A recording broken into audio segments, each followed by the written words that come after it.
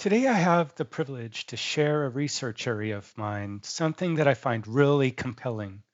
I first came across heterogeneous processor topologies and asymmetric processing when working with the Renaissance R car SoC back in 2018. I was like, hi there, Cortex-R. What are you doing there? So since that time, I've been intrigued and even maybe a little bit spellbound by the possibilities. And although asymmetric processing has been around for quite some time, its pervasiveness is only relatively beginning. At least that's how I feel. It's really an exciting time for sure. So let's go ahead and get started. I'm excited to be your speaker for this session today. I've had a few different roles at Amazon, but I have been doing embedded development and IoT evangelism for building solutions on top of AWS for the last several years. And although we're focused with some of the AWS cloud services for CI/CD, the AWS cloud connectivity comes from the Meta AWS project. Meta AWS is the big metadata layer for building and installing AWS device software to embedded Linux using the Yocto project and also automotive grade Linux. So when we're building solutions, there's a variety of operating system choices that you can have or even not use an operating system or scheduler at all, right? Pairing Linux and FreeRTOS isn't an absolute, but I like to think of it as an 80-20 rule.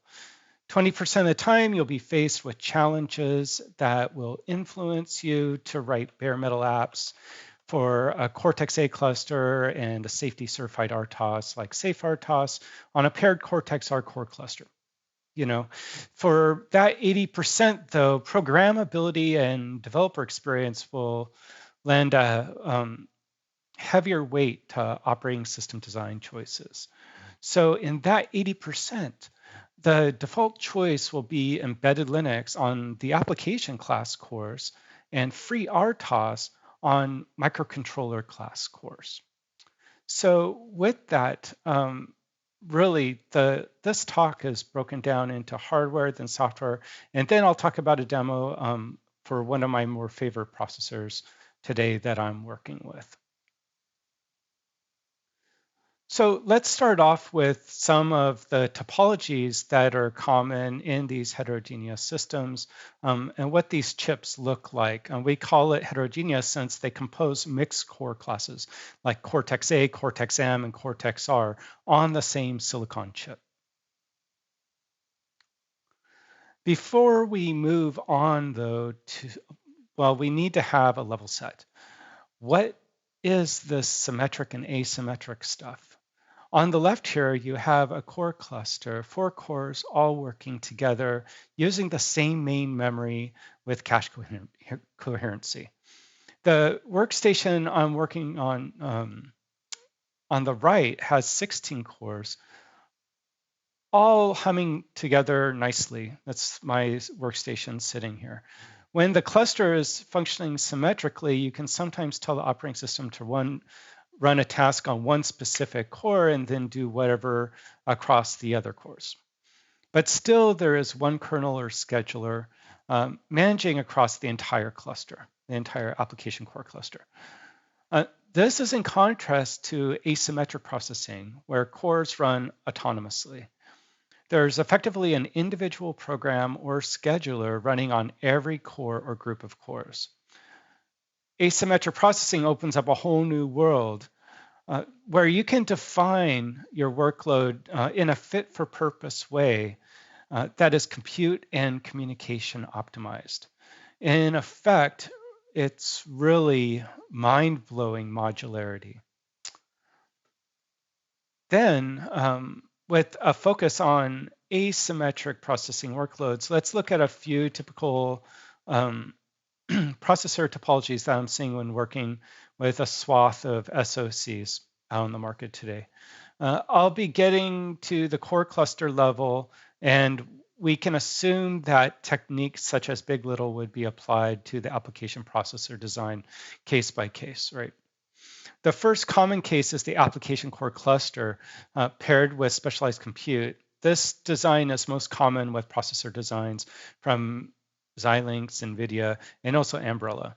The next common case is pairing the application core with pairing that with a microprocessor class core clusters like Cortex-M. This design is becoming very common for sensing and actuation use cases. We see these in designs from, for example, NXP and TI. Then there is a derivation of this where you need real hard time control using a Cortex-R core cluster. You'll often see this in industrial and automotive design, such as those coming from, for example, TI and Renesas. But how do these cores talk with one another? So they communicate to one another over shared memory segments. Now, this is where things start getting interesting. Also, a bit complicated. Running these cores individually or symmetrically in a core cluster isn't very interesting and is kind of traditional. The real value of heterogeneous multi-core and asymmetric processing is the coordination. In the next section that I'll get to, we'll discuss details about how embedded Linux and FreeRTOS coordinate communications across the shared memory segment. Another aspect I want to talk about here just quickly is the peripheral bus access, right? So you might be concerned about peripheral access across all these core clusters. The design will infer the purpose of how these things should be coordinated. If you find one core having a bus to itself, it can be inferred that the core is probably more safety critical for more safety critical operations. But when a bus is shared across a set of cores, and for example, each core is running a different program, there's the obvious opportunity for contention. In such case, you'll need to coordinate bus access across the cores, which can be a little bit challenging. So in the next section here, we will see the applications cores running embedded Linux and microcontroller class cores running FreeRTOS, communicating across and coordinating this kind of access. All right, so with that, let's move on and let's see how these design and run patterns for FreeRTOS and embedded Linux work with one another. Let's hope also we have not so much development headache when we do that. So one moment. Okay. So before we get too far down the road here, I want to clear up where there could be some uncertainty or doubt. How do all these different cores know how to boot? This is because you have a lot of these different microcontroller cores and you have the application cores all working together. For embedded Linux, the dominant mechanism for building the entire system, right, is the Yocto project.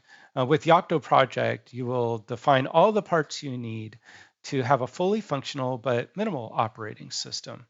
Usually folks use U-boot to boot the Linux system, and then we'll use Unix or Linux kernel mechanisms to load other firmware, the firmware that will go to these other microcontroller cores. You will see in the few slides when we talk about the device lifecycle that the kernel has the ability to apply firmware to these remote processors. Now, the compiler for these cores and the BSP for these cores are going to be different, right? So creating a pipeline to build the firmware first and then stage it and then pick up those firmware and put it into the final image during the Yocto build process is going to piece everything together nicely. And luckily for us, much of the heavy lifting for this has already been done when you run embedded Linux on the application core clusters. If you're not running embedded Linux, you'll have to implement a different boot loading mechanism for those cores. But with embedded Linux, you get a fantastic set of APIs that load the firmware on these remote cores. This is called remote proc, and it stands for remote processor. It's a Linux kernel facility, and it's under a virtio context. And how does Linux know about all these other cores? Well, you define them in the Linux device tree, and then remote proc magically knows about them. Well, you'll need to write a program that loads the firmware to these remote cores as well through a driver that you specify for your particular system. And when you bring new firmware to to program your system, um, and really what you call a driver recognizes the update and uploads the firmware to the target. So this is all part of the remote proc facility. And this is really for lifecycle management. It's not for the runtime management. But now we want embedded Linux to talk with these free RTOS programs, not just load them. So really what we're looking at here is lifecycle is in the boot and maintain phases of the processing here. And the run phase is during the runtime. And we're going to get to the runtime here in the next couple of slides. But first, before we do that, let's take a look at the technology for the asymmetric core messaging. So that's what it looks like from a Linux perspective, but we won't use remote proc for the microprocessor cores, and we won't use remote proc to have Linux communicate with those cores. So we won't have the remote proc on the microprocessor cores like we do on the Linux side. From the Linux side, there's a facility called RP message, right? This is really an API from the Linux kernel that manages and coordinates messages on the shared memory bus that we talked about in the last slide quickly in that run phase. But from the microcontroller core side, we don't have RP message, right? Because those microcontroller cores don't run the Linux kernel. So we have a choice. We can either create our own driver or library to coordinate the messaging from the microprocessor side, or some semiconductor SDKs actually have done just that. They provide some APIs for you to help you coordinate that messaging. For example, TI does that for you. This project provides consistent APIs for asymmetric processing for you to use in your development, and it's been around for years. So what it does is simplify the asymmetric messaging application programmability through that consistency. However, I do think that there's still a lot to do, both from application core side and also from a microcontroller side to simplify a lot of the development practices. And I'll touch on that a little bit later in the talk. But now we're going to focus a bit more on the apps running on Linux and the app running on FreeRTOS. And the next slide, I'm going to walk you through application pattern. The slide after the next, I'll walk you through some application patterns too, so you'll see how they work together effectively. Okay. Let's go through this flow, but I really don't want to get too detailed because I could probably spend the entire talk just on this particular slide alone. I just want to show you the bidirectional flow between the application cores and the microprocessor cores. On the top half here, what you have is from left to right. We see the application core represented by what's running on the user application running on the application core, running on Linux, right? And it's running in user space, and it could be a command line program, a daemon process, or even a GUI application. This app sends an RP message to a specific core, okay? The driver writes the message to memory itself. So you're sending a message from user space to the driver, and then the driver writes it to the memory. And then it sends a signal that the other processor can pick up and say, hey, I'm ready, or you can pick up this message. And practically speaking, the application core is sending the message to an endpoint. So this is a terminology in RP message. You send messages to endpoints. Endpoints are target cores, and that would be a microcontroller type of core. Here, a Cortex-R core. And this works in the other direction as well. A task in FreeRTOS would have the goal of sending a message that it consumes from a queue, likely data from another task in FreeRTOS itself, to a target endpoint's memory segment. Now, this is quite a bit different because there's no RP message driver, right? There's nothing there that handles this messaging from a kernel context because it's the FreeRTOS microkernel. So the operations are a bit more raw and low level on the microprocessor side because it isn't guarded by any kernel facility like we have in Linux. So one last point about this bidirectional communication is that actually the microcontroller cores can talk with one another in a point-to-point fashion.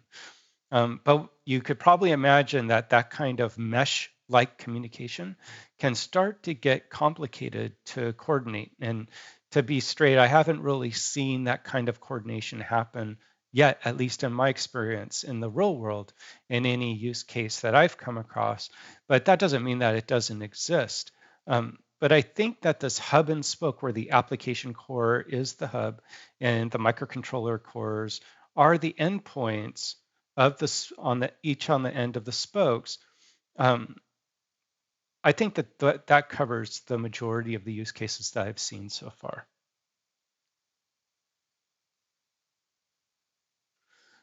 Okay, so from what I could see, no one so far, maybe someone can point me to it, where anyone has really clearly defined or started to define patterns that we would apply to asymmetric application patterns that we see on these heterogeneous cores. Given all the design work that's been going on for the last decade, I would have thought this area would have been a bit more mature, but I keep searching and have had to come up with my own based on my experiences and my own prototyping, as well as talking with customers. So let's take a look at a few basic application patterns that I've witnessed and I've also implemented. The first on the left is the aggregator pattern. On the aggregator pattern, you can imagine you have 4 Cortex-Rs all reading from analog sensors, and at some interval, you simply want to propagate those values to the cloud. In the middle, you have the controller pattern, where you have 4 Cortex-Rs controlling complex equipment. A user application would be used to set configuration patterns or other tuning instructions, maybe even with machine learning. This is what everyone's hoping to eventually do, is to nicely or beautifully change configuration based on environment settings or environment readings and so forth. So that would take some machine learning to apply that. And the third on the right, I couldn't really get a good name for it yet. So for now, I just call it a facade. And this is actually what the demo does. Each microcontroller has a unique user namespace app mapped to a microcontroller. And the user space apps have oversight by a manager app. Now, in theory, these patterns can be applied with or without FreeRTOS. But what I've seen is it's just easier or more manageable from an application development and maintenance perspective to use FreeRTOS in these patterns. So next I'm going to talk about the demonstration, and this is where the rubber hits the road, so to speak. And in this demo, we're going to see embedded Linux and FreeRTOS represented together from 3 different contexts: the build, run, and maintain context of the product lifecycle. In the build phase of the demo, we use the AWS cloud to create a continuous integration pipeline that bridge the microcontroller and microprocessor firmware builds. And in the run phase, you can witness the use of FreeRTOS on the microcontroller cores, specifically the Cortex-R cores on the Texas Instruments AM64X evaluation board. Then in the maintain phase, you can see how you can use AWS Device Client to update the microcontroller core firmwares on the target. There are a couple of different, well, there's several system update strategies that you can apply to embedded Linux, specifically Yocto project. So this is only really an example, and it's not the only way that you can update microcontroller cores. It's just an example for you to use it. So that demonstration you'll be able to view that demonstration on the Meta AWS Demos project, and that will give you some really great things to work through. It's really too long of a demo to have during the talk itself, so I encourage you to go look at that demo after this video, and then you can actually narrow in on the area that you're most interested in as well. So the key takeaways of that demo, though, include knowing that building embedded Linux images for asymmetric processing requires 2 steps, all right? FreeRTOS does work out of the box due to its pervasive architecture support. FreeRTOS has had Cortex-R and Cortex-M support for quite some time now. The higher abstractions in FreeRTOS, you'll see this in the demo code online, really simplifies the way that you run tasks that are critical versus sending telemetry messages back to the application cores, which may not be as critical. So that the prioritization of the tasks allow you to dictate the importance of what needs to be executed on those cores. And so if the final point is of the demo in the maintain phase shows how you would not only keep your system up to date, your Linux system up to date, but also those microcontroller cores up to date. Okay, so we're coming close in. Let's take a retrospective of what we learned in this talk today.